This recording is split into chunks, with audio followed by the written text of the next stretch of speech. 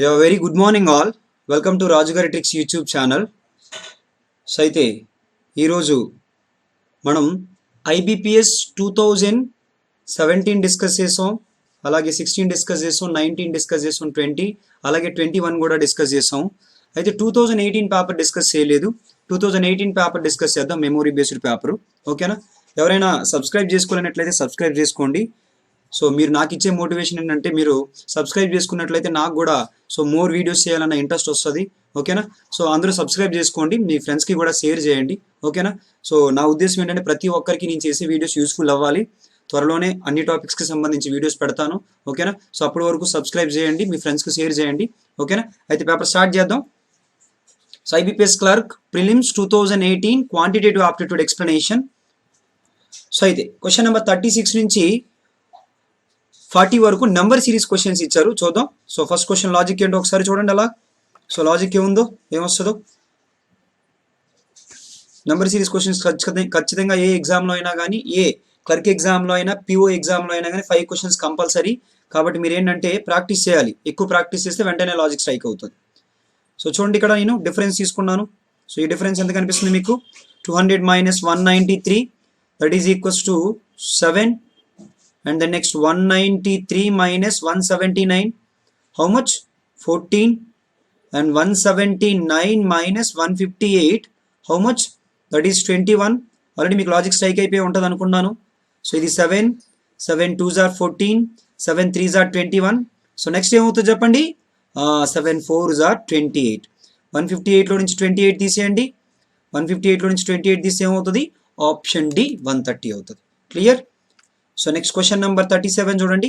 Question number 37లో మీకు sudden increment కనిపిస్తుంది కదా. సడన్ ఇంక్రిమెంట్ కనిపిస్తే ఖచ్చితంగా సో మీరు ఏ లాజిక్ ట్రై చేయొచ్చు. అయితే సడన్ ఇంక్రిమెంట్ అని అంటే ఇక్కడ ఈ సడన్ ఇంక్రిమెంట్ కనిపిస్తుంది కానీ మిగతా సడన్ ఇంక్రిమెంట్ లేదు. కాబట్టి ఒకవేళ అంత కంప్లీట్గా సడన్ ఇంక్రిమెంట్ ఉందనుకోండి, అప్పుడు మీరు ఏం చెక్ చేస్తారని అంటే మల్టిప్లికేషన్ చెక్ చేస్తారు. ఫస్ట్ ఇలా తగ్గి ఇలా పెరిగింది అనుకోండి, అప్పుడు 0.5 మల్టిప్లికేషన్ చేసి 1 ఆ మల్టిప్లికేషన్ చెక్ చేస్తారు. ఎక్కువ ఇంక్రిమెంట్ లేదనుకోండి, అప్పుడు కామన్ డిఫరెన్స్ చెక్ చేస్తారు. ఓకేనా? సో ఇక్కడ చూడండి. సో ఈ డిఫరెన్స్ ఎంత ఉంది? 3కి 43కి డిఫరెన్స్ చెక్ చేయండి. 40 ఉందా? సో నెక్స్ట్ 43కి 81కి డిఫరెన్స్ చెక్ చేయండి. 38 అయిందా? ఓకేనా? సో నెక్స్ట్ 81కి 115కి డిఫరెన్స్ చెక్ చేయండి. 34 అవుతుందా? 5 - 1 4, 11 - 8 3. అలాగే 143కి 115కి డిఫరెన్స్ చెక్ చేయండి. సో ఏమవుతుందో చూడండి. 28 అవుతుందా? 13 - 5 = 8. సో అలాగే 13 - 11 = 2. సో అయితే ఇక్కడ డైరెక్ట్గా మనకి ఏ లాజిక్ అయినా స్ట్రైక్ అవుతుందా? లేదు. కాబట్టి ఇంకొక మళ్ళీ డిఫరెన్స్ తీసుకుందాం. ఈ డిఫరెన్స్ ఎంత? 2. నెక్స్ట్ డిఫరెన్స్ ఏమవుతుందో చూడండి, 4. ఆ నెక్స్ట్ డిఫరెన్స్ ఏమవుతుంది? 34కి 28కి డిఫరెన్స్ ఏంటి? 6. తర్వాత డిఫరెన్స్ ఏంటి చెప్పండి? 8. 28లో నుంచి 8 తీయాలా లేదంటే యాడ్ చేయాలా? ఎందుకని ఇక్కడ 2 4 6 ఆడ్ నెంబర్స్ వస్తున్నాయి. ఆడ్ నెంబర్స్ కాదు, ఈవెన్ నెంబర్స్ వస్తున్నాయి. సో 28లో నుంచి 8 తీయండి, ఆన్సర్ ఏమవుతుంది? 20 అవుతుంది. సో ఫైనల్గా 143కి 20 యాడ్ చేయండి. సో ఆన్సర్ ఏమవుతుంది? 163. That is option A. Clear? So next question number 38. Question number 38లో మీరు కరెక్ట్గా అబ్జర్వ్ చేస్తే దీనికి ఇది డబల్ కనిపిస్తుంది, ట్రిపుల్ కనిపిస్తుంది, 4 times కనిపిస్తుంది. అంటే ఎగ్జాక్ట్గా కనిపించట్లేదు, అంటే నీరర్ వాల్యూ కనిపిస్తుంది. కాబట్టి నేను ఆ విధంగా ఎలా check చేసుకున్నానంటే 1 × 5 + 1. Next 6 × 1 తగ్గిస్తున్నా 4. 6 4s are 24 + 1. 25 × 3 + 1. 76 × 2 + 1. Now 153 × 1 + 1. 153 + 1 అంటే ఎంత? 154. ఓకేనా? So next question number 39 and 40 చూద్దాం. క్వశ్చన్ నెంబర్ 39 చూసినట్లయితే అందులో మీకు ఏం కనిపిస్తుంది చూడండి. ఒకటి ఇంక్రిమెంట్, ఒకటి డిక్రిమెంట్. ఏ క్వశ్చన్లో అయినా కానీ ఇంక్రిమెంట్ డిక్రిమెంట్ కనిపిస్తే ఖచ్చితంగా మీరు చేయాల్సింది ఏంటి? ఆల్టర్నేట్ డిఫరెన్స్ చూసుకోవాలి. ఓకేనా? సో డైరెక్ట్ డిఫరెన్స్ తీసుకున్న లాజిక్ వస్తుంది, ఆల్టర్నేట్ డిఫరెన్స్ అయితే ఇంకా తొందరగా వస్తుంది. ఓకేనా? ఆల్టర్నేట్ డిఫరెన్స్ ఒకసారి చెక్ చేసుకున్నాను. సో ఈ డిఫరెన్స్ చూడండి, ఎంత తగ్గిందా పెరిగిందా? తగ్గింది 5. సో తర్వాత నెక్స్ట్ చూడండి, ఈ డిఫరెన్స్ ఎంత తగ్గింది? ఈ డిఫరెన్స్ కూడా చూడండి, ఈ డిఫరెన్స్ పెరిగిందా తగ్గిందా? పెరిగింది. ఎంత పెరిగింది? 6 పెరిగింది. తర్వాత 45 నుంచి 36 అంటే ఎంత తగ్గింది? సో ఎంత తగ్గింది చూడండి, 9 తగ్గింది. సో దీని నుంచి మీకు ఏమైనా లాజిక్ వచ్చిందా? సో 50 నుంచి 45 కంటే 5 తగ్గింది, -5. తర్వాత 54 నుంచి 61 అంటే సో ఎంత 6 + 1 అంటే 7, సారీ ఇది 7 + 7, ఇది -5, ఇది +7, ఇది -9. అంటే మీకు లాజిక్ అర్థమైపోయి ఉంటుంది అనుకుంటాను. నెక్స్ట్ ఏం వస్తుంది చెప్పండి, ఈ లాజిక్ ఏం రావాలి, +11 రావాలి. అన్ని ఆడ్ నెంబర్స్ వస్తున్నాయి. 61 + 11 అంటే మీ ఆన్సర్ ఏమవుతుంది, 72 అవుతుంది. క్లియర్. నెక్స్ట్ క్వశ్చన్ నెంబర్ 40 చూడండి. క్వశ్చన్ నెంబర్ 40లో మీరు కరెక్ట్గా అబ్జర్వ్ చేస్తే ఇక్కడ నాకు 9 5 టైమ్స్ అయితే ఎంత వస్తుంది, సడన్ ఇంక్రిమెంట్ ఉంది కదా, 9 5 టైమ్స్ అయితే 45 వచ్చింది. మరి 45 4 టైమ్స్ ఎంత, 180, 183 టైమ్స్ ఎంత, 540, 542 టైమ్స్ ఎంత, 180, 180 × 1 అంటే 180. కాబట్టి మీ ఆన్సర్ ఏమవుతుంది, option C. Clear. Next question number 41 and 42. So మనకి మిస్లీనియస్ క్వశ్చన్స్ ఇచ్చారు. సో అయితే ఒకసారి చూద్దాం డేటా ఏమి ఇచ్చారు అన్నది. If the sum of the upstream and downstream speed is 36 km/h and the speed of the current is 3 km/h, then find the time taken to cover 52.5 km in downwards. Downwards means downstream. క్వశ్చన్లో some ఇచ్చారు. ఏ some ఇచ్చారు, upstream మరియు down stream యొక్క some ఇచ్చారు. ఈ some ఏమవుతుందో చెప్పండి. క్వశ్చన్లో ఏమి ఇచ్చారు, సమ్ 36 అన్నారు. అలాగే స్పీడ్ ఆఫ్ ది కరెంట్ ఇచ్చారు. స్పీడ్ ఆఫ్ ది కరెంట్ అంటే ఏంటి, సిఎస్. ఓకేనా. స్పీడ్ ఆఫ్ ది కరెంట్ ఎంత ఇచ్చారంటే 3 ఇచ్చారు. మనల్ని ఏం అడుగుతున్నారంటే 52.5 కిలోమీటర్స్ ఎందులో వెళ్ళాలి, డౌన్ స్ట్రీమ్లో వెళ్ళాలి. మరి డౌన్ స్ట్రీమ్లో వెళ్ళాలంటే మనకి ఏ స్పీడ్ కావాలి, డౌన్ స్ట్రీమ్ స్పీడ్ కావాలి. అయితే ఒకసారి చూడండి, ఈ రెండింటి యొక్క సమ్ 36. మీకు ఆల్రెడీ తెలుసు బిఎస్ అంటే ఏంటి చెప్పండి, డిఎస్ + యుఎస్ / 2. అంటే దీన్ని బై 2 చేస్తే మనకు వచ్చేదేంటి బిఎస్. ఆ బిఎస్ వాల్యూ ఎంత అంటే 36/2 అంటే 18. మరి మనకి డిఎస్ కావాలంటే DS is equals to BS + CS ఏనా. డౌన్ స్ట్రీమ్లో బోట్ స్పీడ్ అనేది కరెంట్ స్పీడ్కి ఏమవుతుంది, యాడ్ అవుతుంది. కాబట్టి 18 + 3. 18 + 3 అంటే ఎంత, 21. ఓకేనా, 21. యాక్చువల్గా 21 హౌ మెనీ టైమ్స్, 21 25 టైమ్స్ ఎంత అని అంటే 525. అక్కడ పాయింట్ ఉంది కాబట్టి ఇక్కడ పాయింట్ పెడతాం. ఫైనల్గా మన ఆన్సర్ ఏమవుతుందంటే 2.5 hours, option B. Clear. Next question number 42 చూద్దాం.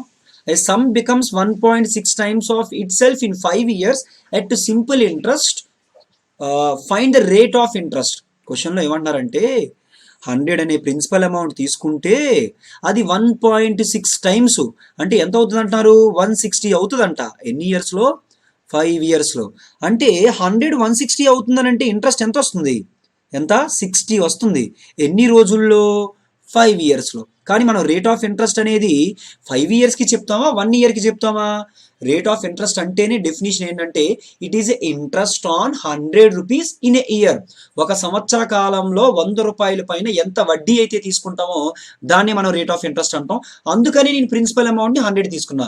ప్రిన్సిపల్ అమౌంట్ని 100 తీసుకోవడం ద్వారా మన ఆన్సర్ ఏంటంటే డైరెక్ట్గా వచ్చేస్తుంది. మళ్ళీ మీరు వేరే ఆన్సర్స్ క్యాలిక్యులేట్ చేయనక్కర్లేదు. 100 160 అయింది. 60 ఇంట్రెస్ట్ ఎన్ని ఇయర్స్లో, 5 yearsలో. 5 yearsలో 60 అయితే 1 yearలో ఎంత, 60/5. సో ఆన్సర్ ఏమవుతుందంటే 12% అవుతుంది. సో ఆన్సర్ ఏమవుతుంది 12%, option D. Clear. So next question number 43 నుంచి సింప్లిఫికేషన్స్ క్వశ్చన్స్ ఇచ్చారు. సో అయితే చూద్దాం.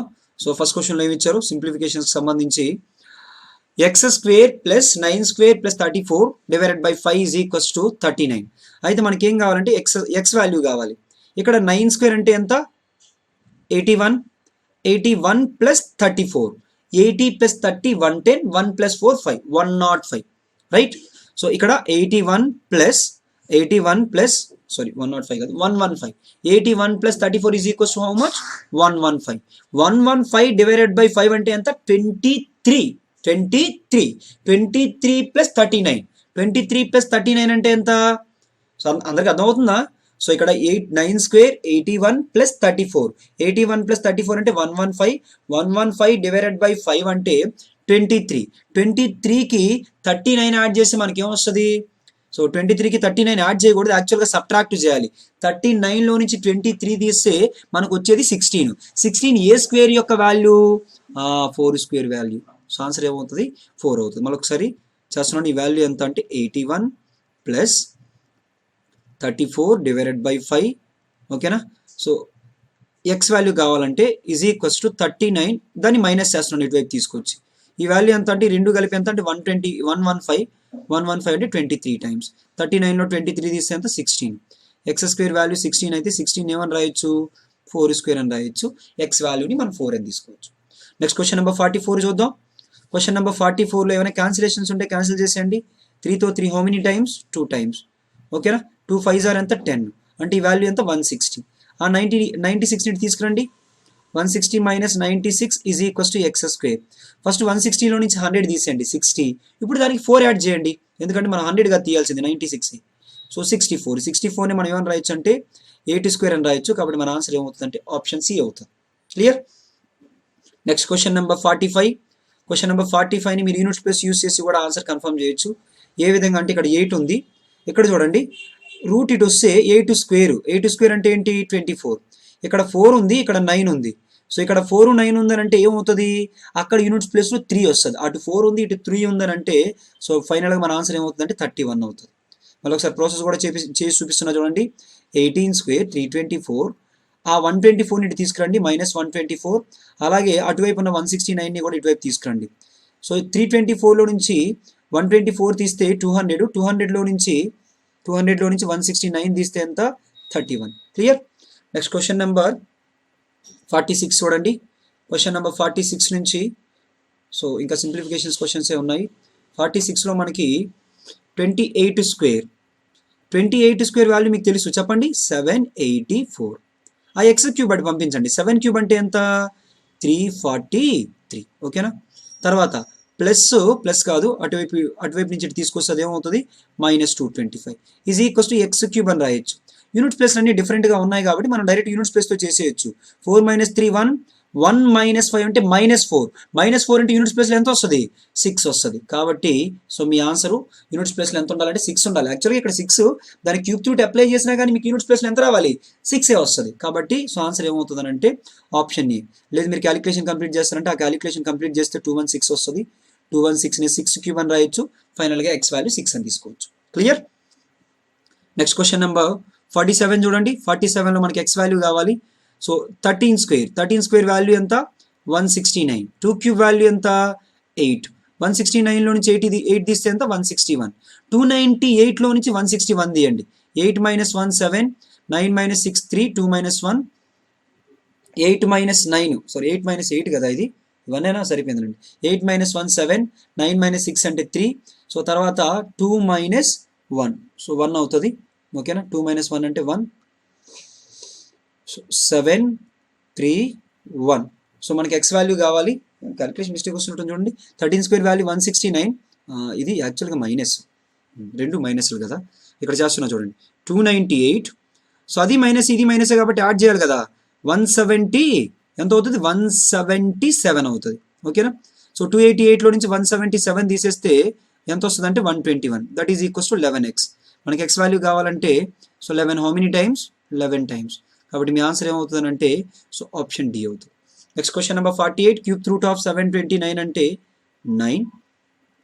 ఈ వాల్యూని సింప్లిఫై చేస్తే సో ఎంత అవుతుంది 5 3s are 15 + 3 18/5 into X is equals to so root of 16 9s are 144. 144 value A square యొక్క వాల్యూ 12 స్క్వేర్. ఎక్స్ వాల్యూ కావాలంటే 12 - 9 3 ఇంటూ 5/18. ఓకేనా. 5/18 3 హౌ మెనీ టైమ్స్. ఇక్కడ ఈ 5 ఇటు పంపించాను. ఓకేనా. అలాగే 18 ఇటు తీసుకొచ్చాను. 3తో 3 హౌ మెనీ టైమ్స్ 6 టైమ్స్. ఫైనల్గా ఆన్సర్ ఏమవుతుందో చెప్పండి. అక్కడ యాక్చువల్గా ఇంటూ 6 కాదు, ఇక్కడ /6. అది మిస్టేక్ ఉంది, ఒక్కసారి చూసుకుని నేనే మిస్టేక్ రాస్తాను. /6 అంటే ఫైనల్గా మనకి ఎక్స్ వాల్యూ కావాలి అని అంటే 9 మైనస్ సో ఎక్స్ వాల్యూ కావాలంటే X into 18/5 is equals to 9 - 12 అంటే ఎక్స్ ఇంటూ కాదు, ఇక్కడ యాక్చువల్గా 1/x into 18/5 is equals to 3. 3తో 3 6 టైమ్స్. ఎక్స్ వాల్యూ కావాలంటే 6/5. 6/5 అంటే ఏమని చెప్పొచ్చు 1.2 option C. Next question number 49. Percentage 2 zeros cancel చేయండి. ఓకేనా. అలాగే 3తో 3 how many times 3 8s are 3 1s are 81కి 7 యాడ్ చేసి ఇటు 84 అవుతుంది. ఓకేనా. సో మనకి ఎక్స్ వాల్యూ కావాలి అంటే 3x is equals to root of 256 అంటే ఎంత 16. 84లో నుంచి 16 తీస్తే ఎంత 68. సో ఎక్స్ వాల్యూ ఎంత అని అంటే సరిపోయిందా. 84లో నుంచి 16 తీస్తే ఎంత 68 సరిపోయిందా. ఇక్కడ రూట్ ఆఫ్ 256 అంటే 16.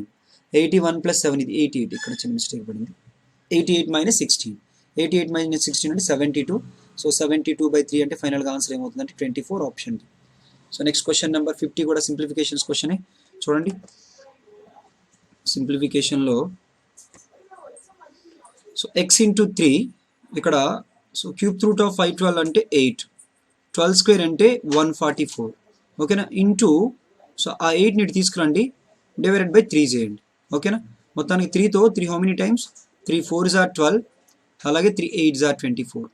సో సింప్లిఫై చేయండి, యూనిట్స్ ప్లేస్లో 8 8s are 64, 4 8s are 32, units ప్లేస్లో 2 ఉండాలి, 2 ఉన్న ఆప్షన్ ఒకటే ఉంది కాబట్టి సో మీరు ఆన్సర్ కింద ఏం తీసుకోవచ్చునంటే ఇది సరిపోయిందా, 8 8s are 64, 4 8s are 32. So 32 అంటే సో యూనిట్స్ ప్లేస్లో ఇక్కడ యాక్చువల్గా 12 కదా వస్తుంది, ఎందుకంటే 12 అది క్యాన్సిల్ అయిపోతుంది.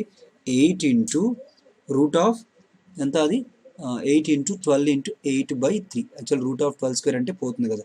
3తో 3 how many times, 4 times, 8 8s are so 64, 64 4s are 256, option A అవుతుంది. Clear. Next question number 51. Question number 51లో 136 divided by 2 square 4 into x is equals to 17% of 500, percentage 2 zeros cancel, so 17 into 5 so divided by 10. So 17 తో 17 how many times, 8 times. So x value కావాలి అంటే 5 4s are 20 divided by 10 into 1/8. So 0 0 cancel, 2 1s are 2 4s are, so 1/4 అంటే ఫైనల్గా ఆన్సర్ ఏమవుతుంది 0.25. So next question number 52. Question number 52లో so X value కావాలి 1836 divided by X into 1/9 is equals to 12. So 12తో చూడండి 12 how many times, 12 1s are 12. So next 63 అంటే 12 5s are 60, 12 3s are 36. So 9తో 9 how many times, 17 times. X value ఎంత అవుతుందంటే